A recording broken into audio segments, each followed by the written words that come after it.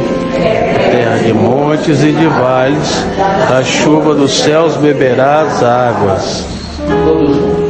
Terra de que o Senhor teu Deus tem cuidado.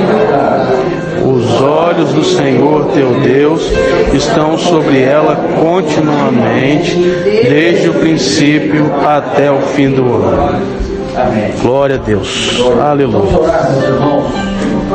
Nosso Deus, nós estamos diante desta escritura sagrada, tão maravilhosa, Verdade. tão bela para as nossas vidas. Aleluias. Nós pedimos que nesta noite o Espírito do Senhor visite o nosso coração, fazendo com que essa palavra alcance a necessidade de cada uma, Ó Deus. desde o mais tenro até o mais experiente, que o Senhor alcance com o poder da palavra. Ó Senhor. E saiamos da tua casa edificados para a glória do teu nome, em nome de Jesus. Amém. Amém.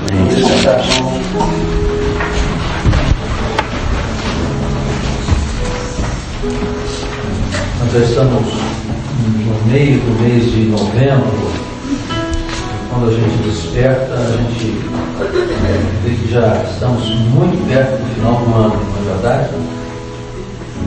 Parece que foi ontem que o ano começou, já estamos aí no final do ano. E aí a gente começa a lembrar dos nossos projetos, dos nossos planos, quantas coisas foram cumpridas, quantas coisas deixamos de cumpridas. E começamos a fazer um balanço. Ainda dá tempo, né? Dá tempo de conquistarmos algumas coisas que deixamos para trás. Mas quando a gente para pensar, nós começamos a comparar as nossas propostas do ano e lembramos que na maioria das vezes são propósitos que nós fazemos, são materiais, e às vezes nós temos muito poucos propósitos espirituais, e esses às vezes nós não os alcançamos, infelizmente. Por que isso, meus irmãos? Porque nós não focamos, a nossa preocupação é muito grande com o dia a dia, com o cotidiano, com a luta pela vida, e às vezes nós esquecemos de que, buscando primeiro o reino de Deus, as demais coisas serão acrescentadas. E a gente vê pessoas correndo o ano todo, entra ano, sai ano, entra ano, sai ano, e aquela correria atrás de trabalho, de recurso, e chega num momento da vida, a pessoa percebe que aquilo não valeu muita coisa, quase nada, valeu alguma coisinha assim para um recurso material, mas as oportunidades espirituais se passaram. E muitas vezes a nossa ansiedade pela vida se torna tão grande que nós renegamos.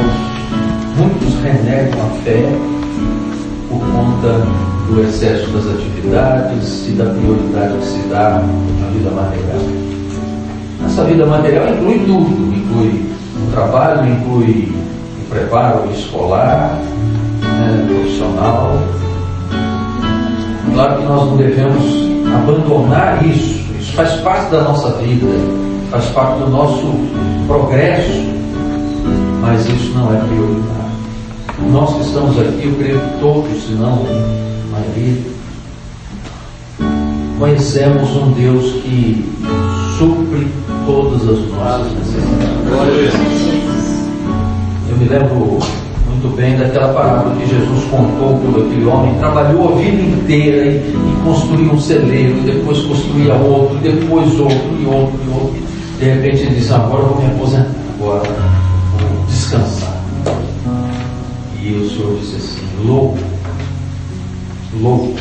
amanhã te dirão a tua alma, e o que tens, para que será? E aí a gente começa a pensar: qual é a prioridade da nossa vida? Qual tem sido a prioridade da sua vida? Pastor, eu sou jovem ainda, eu tenho que progredir, certo? Isso é necessário, preciso estudar, é fundamental. E uma coisa que a gente tem insistido com os jovens aqui, nesse país: aproveitem, estudem, A primeira geração que veio para trabalhar duro, mas a segunda geração tem que estudar, é necessário. Mas com tudo isso, com trabalho, com estudo, com família, nós temos o Senhor. Ele é prioritário na nossa vida. Quando nós focamos isso, meus irmãos, Deus honra. Às vezes você tem um tempinho para estudar, mas naquele tempinho o Espírito Santo abre a sua mente, você entende tudo porque você priorizou as coisas do Senhor. Ao ponto que passei por uma igreja que a irmã estudou 5 anos. 5 anos. E não conseguiu atingir as metas dela. E ficou sujeito a perder 5 anos de estudar. Pastor, eu faltava no culto, eu faltava no lugar, eu faltava na reunião de senhoras para estudar. Eu estudei. Falei, exatamente. Aí que foi o seu erro. Você estudou tanto que esqueceu do Senhor. Meus irmãos, nós temos uma prioridade na nossa vida. Nossa prioridade é servir ao Senhor. As demais coisas serão acrescentadas. É muito difícil dizer isso para os irmãos que ganham por hora, que têm os seus compromissos, tá? Mas o risco que nós corremos muitas vezes é dar tanto valor àquela hora, aquele valor financeiro, aquilo que nós achamos que Deus vai compreender todas as coisas e vai suprir a necessidade espiritual. Nós precisamos valorizar, pesar muito bem na balança qual tem sido o nosso investimento, qual tem sido o seu investimento espiritual, qual tem sido o investimento espiritual. O que diz o verso 8? Do verso 8 até o verso 10, tem alguns versos aí, tem alguns verbos, aliás, que nos fazem pensar muito bem qual tem sido o nosso propósito nessa vida. Vejam, o contexto aqui fala do povo que saiu de uma escravidão e entrar na terra que mana leite e mel. Exatamente a nossa situação. Nós estamos saindo da escravidão desse mundo e a qualquer momento o Senhor pode vir para nos arrebatar. Não é verdade? Nós cremos nisso? Amém. Pregamos isso? Vivemos isso? Ou a volta de Jesus é uma coisa muito distante para você? Não. Ele pode voltar a qualquer momento. Esse fim de semana nós estávamos num seminário em Denver e fomos convidados por um grupo que conheceu a obra do Senhor lá na Ucrânia, num seminário feito lá na Ucrânia. E aí eles pediram para que nós fizéssemos um seminário na igreja deles. Ali tem uma igreja grande, 500 membros aproximadamente. E a última palavra que foi dada no domingo foi sobre a volta de Jesus. As crianças, os jovens, os adultos, uma igreja com bastante pessoas da terceira idade, nem piscavam de ver a revelação. Aí o pastor olhou para mim e disse assim: pois é, às vezes nós temos essa riqueza toda, né? O seminário foi sexta à noite, sábado à tarde e à noite, e no domingo pela manhã, e eles ficaram maravilhados com a nossa doutrina, com tudo que nós temos. Eles nem piscavam, e quando falou da volta de Jesus, eles estavam vidrados nas revelações. E o pastor olhou para mim e disse: às vezes o nosso povo não valoriza o que nós temos. E é verdade, né? Às vezes nós nadamos tanto nas bênçãos do Senhor que nós não valorizamos aquilo que nós temos nessa obra gloriosa que o Senhor nos deu. Então, se Jesus pode voltar a qualquer momento, nós temos que zelar por essa parte de transição que nós estamos passando. Olha, se Jesus voltar agora, nesse instante, como é que está a sua vida com Deus? Está tudo certo? Você já perdoou aquele irmão? Você já perdoou aquela irmã?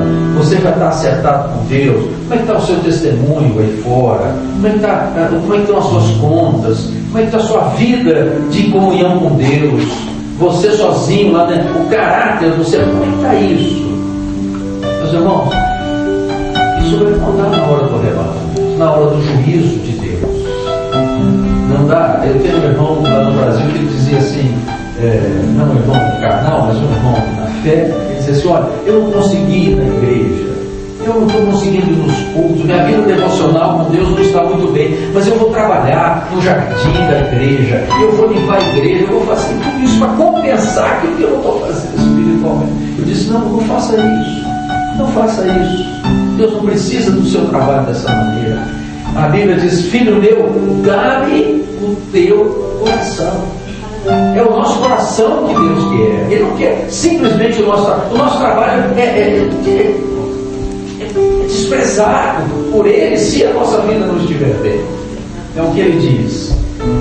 Esforçar, os verbos aqui, esforçar para entrar na terra. Nós temos que lutar. O Evangelho, meus irmãos, Evangelho não é vida boa.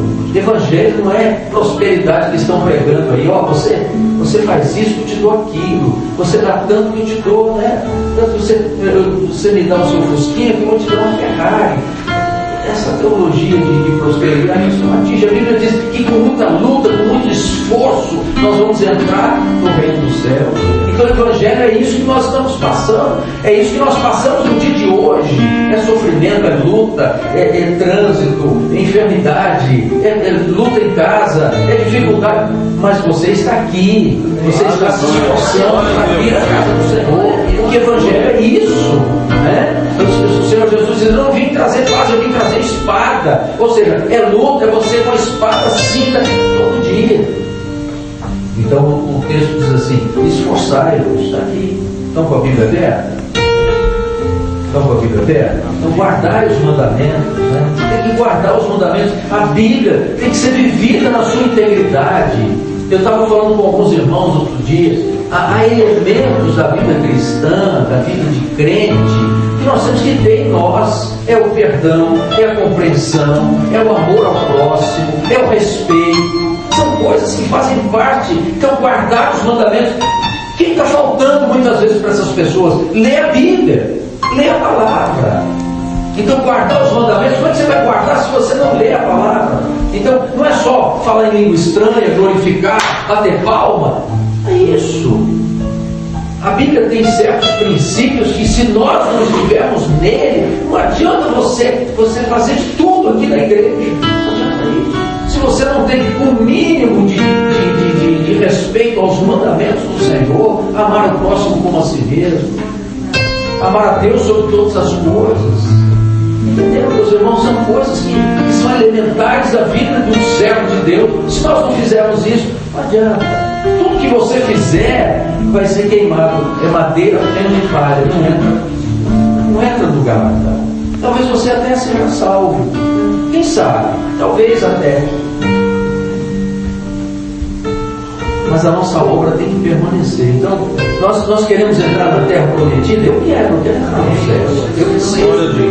Então eu tenho que guardar os mandamentos. Eu tenho que esforçar. É outra coisa. Esforçar para entrar. Eu quero entrar para possuir a terra. Eu quero desfrutar da vida eterna.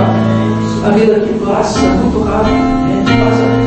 Aqueles que estão conosco, passou embora. É assim, a nossa vida é assim. Então, meus irmãos, ou nós estamos imbuídos em perseguir essa bênção, ou esse evangelho não serve para você.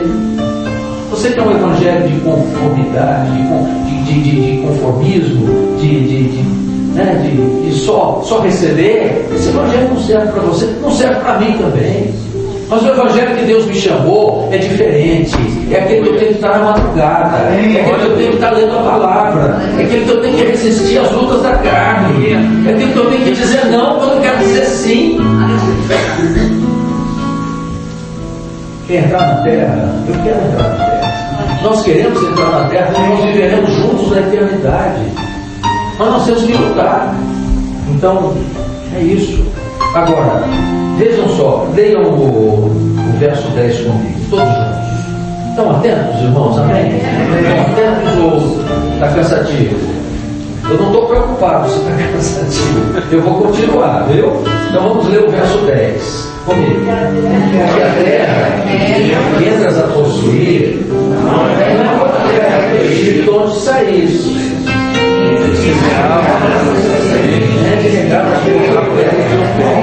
É aquilo que nós acabamos de fazer. Tudo que nós construímos para essa vida vai ficar aqui. Você Você vai arrastar com o pé assim, ó, e vai jogar a terra em cima de um buraco, em cima de um caixão. É uma horta.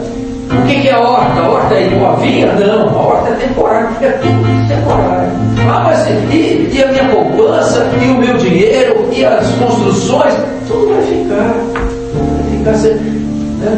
Eu não me lembro quem foi, acho que foi Alexandre o Grande, que pediu para ser colocado no caixão com o braço para fora. Não sei se foi esse, se foi um filósofo, não me lembro quem foi.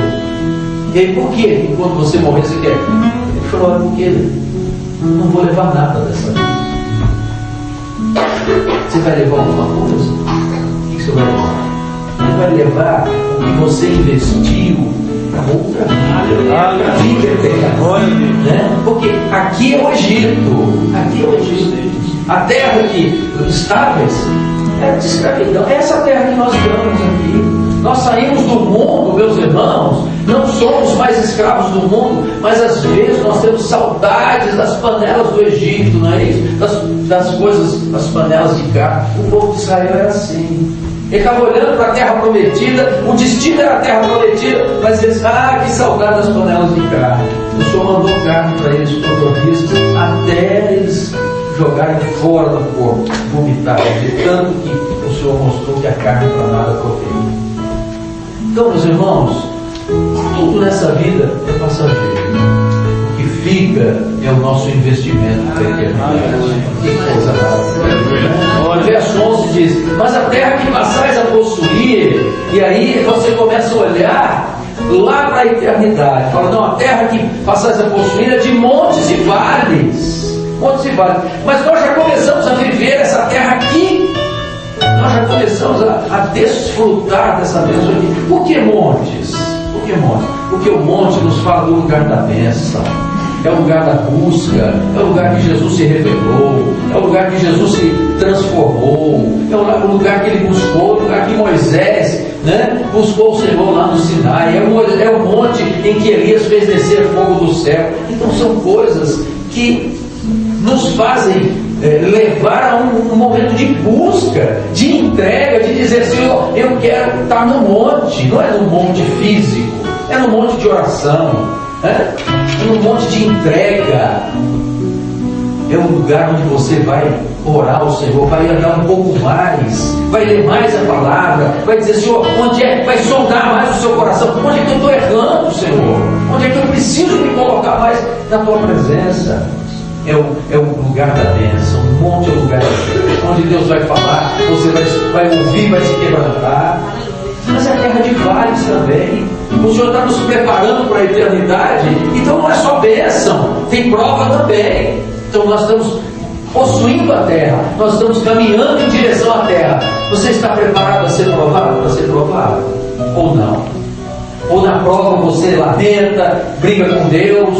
Outro dia eu sentei com uma irmã lá no Brasil. O que houve, minha irmã? Não, pastor, eu estou com raiva de Deus. Acho que ela leu um livro, tem esse título. Estou com raiva de Deus.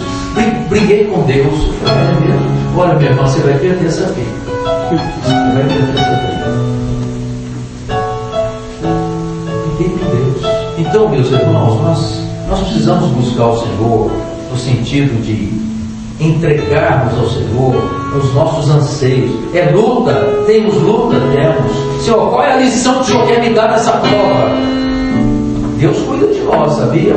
E às vezes Ele puxa a nossa orelha de uma forma intensa. Às vezes tem pessoas que têm lutas que eu não conseguiria tê-las. Lutas de enfermidade, lutas com familiares, lutas de carência financeira. Muitas vezes o Senhor deixa passar por essa prova. Senhor, mas não é possível, tudo dá certo com os outros, comigo não dá certo. Não, é porque tem alguma coisa que Deus quer falar com você. Deus quer tratar com você. Às vezes é o seu gênio, sua maneira de ser. Deus quer tratar com você. É o vale, e naquele vale Ele vai tratar com você. Precisa disso. Você precisa, eu preciso. Nós precisamos, porque nós estamos sendo preparados para a vida eterna. A terra que passais a possuir tem isso. E nós já começamos a vivê-la dessa forma. Claro que no céu não haverá pranto, não haverá dor, não haverá lágrimas, mas lá vai ser a nossa condição. Enquanto nós estamos caminhando em direção a Canaã celestial, nós passaremos por montes e vales. E é isso que o Senhor quer nos dar. É terra de montes e de vales, de chuva dos céus beberás as águas. Agora, em qualquer circunstância, não vai faltar a provisão de Deus. Qual é a sua necessidade nessa noite? Deus vai suprir. A minha necessidade, Deus vai suprir. Não faltará chuva de bênçãos que vai cair do céu na hora certa, só que no tempo de Deus, não no seu tempo nem no meu. Isso virá. Em nome de Jesus nós cremos nisso. O servo de Deus, meus irmãos, vive a cada dia na dependência do favor do Senhor. É a força do trabalho, né? A saúde, o ar que respiramos, até a capacidade intelectual, tudo isso vem de Deus. Vamos ler o verso 12 para encerrar? Tenha comigo. A terra que o Senhor Deus tem comprado, os olhos do Senhor teu Deus estão sobre ela em janeiro, em fevereiro, só em março, só no mês de outubro? Não. Continuamente. Desde o início até o fim do ano. Amém, meus irmãos? E o ano que vem? Continuamente. E o próximo ano, se Jesus não voltar? Continuamente. Do início até o final. Esse é o Deus que nós servimos. Os olhos do Senhor estão sobre você, sobre mim, sobre nós nessa noite. Nada faltará. O Senhor é o meu pastor. Ele dará refrigério